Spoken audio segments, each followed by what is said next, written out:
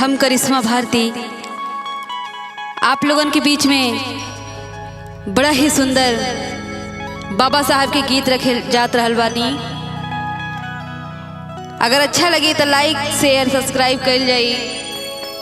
और बिंजू पे हमारे बड़े भैया रजनीकांत जी और पैड पर बड़े भैया नंदू जी और हारमोनियम पर हमारे संतोष भैया जी और कीबोर्ड पर हमारे बड़े भैया संगम भैया।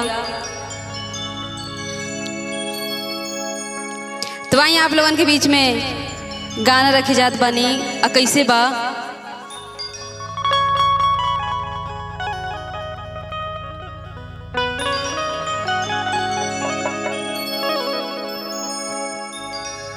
जवना समय मिले नहीं अरे खाए के भोजनमा हो अरे ताही समैया ना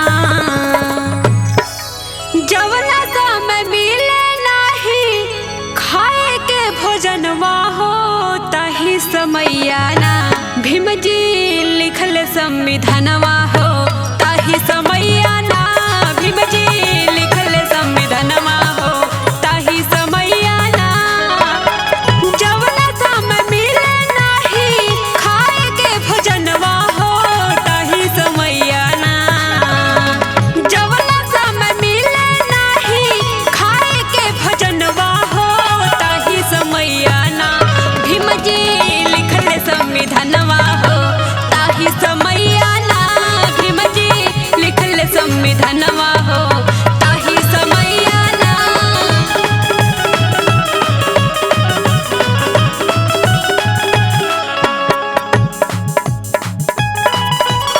ओहो क्या बात है।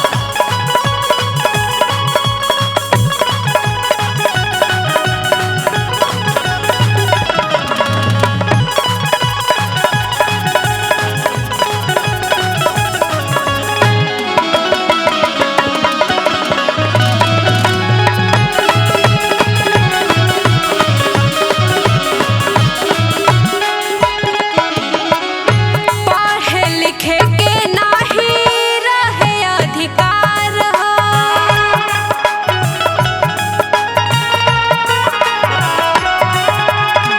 शोषित पिछड़न पर होते रहे अत्याचार हो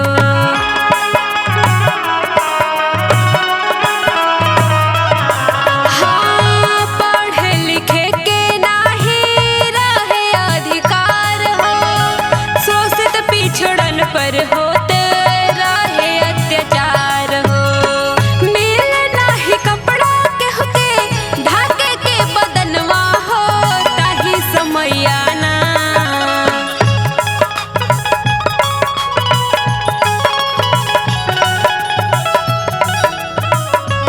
ए भैया ताही समैया ना भीम जी लिखल संविधानवा हो ताही समैया ना भीम जी लिखल संविधानवा हो ताही समैया ना।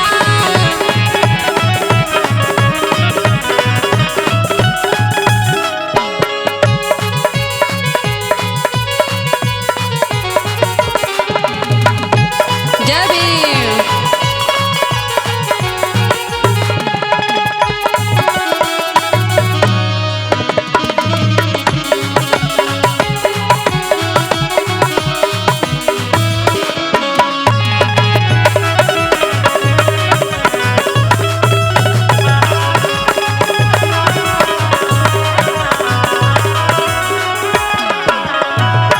आगे बड़ा ही सुंदर लाइन लगल बा अंतरा में।